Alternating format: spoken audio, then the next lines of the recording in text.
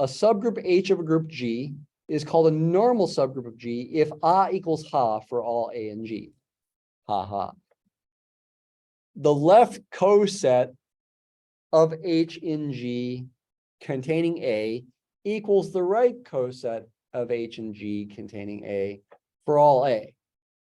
Wait a minute, isn't that self-fulfilling prophecy? Shouldn't the left coset of A, H and G containing A always equal the right coset of H and G containing A? I mean, after all, they both contain A. No, they don't have to. I did mention that on Monday as well. And if G is non-abelian, there are examples of non-abelian groups with certain subgroups that are not normal. If G is abelian, any subgroup will be normal. Cyclic groups are abelian, so cyclic groups have subgroups that are always normal. What a weird definition. Who would think of such a thing? Well, when people were thinking about group theory, it's a matter of experimentation and discovery to realize this is an important concept. If it wasn't important, it wouldn't be here. We have subgroup tests. Are there normal subgroup tests? Yes, there is a normal subgroup test. Here it is.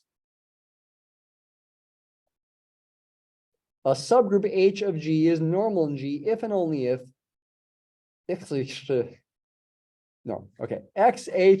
inverse. If it was an A instead of an X, then I could call it aha, ignoring the inverse symbol. X inverse AX inverse is a subset of H for all X and G. And actually, I'll mention it. If it's a subset, it'll actually be equal. You'd have to prove that, but that ends up being true. But all you have to show is that it's a subset. What was this thing? XHX inverse?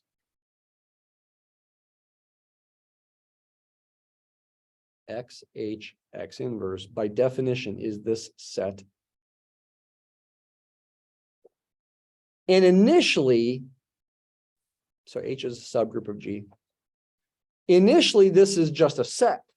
It seems to be just a set. But I also mentioned on Monday that it actually is a subgroup. This can be proved.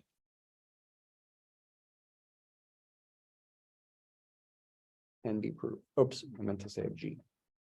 This can be proved. We haven't proved it. It's actually not too hard.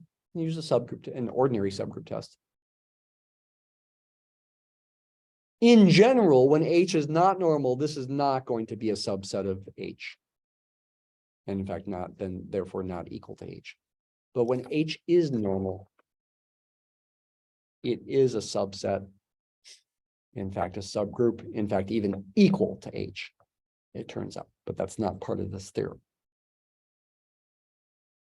Call this a conjugate of H.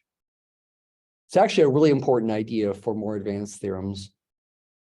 In particular, I'm thinking of something called the CELO theorems, which I do spend a little time on in the lectures, but it's kind of an advanced topic.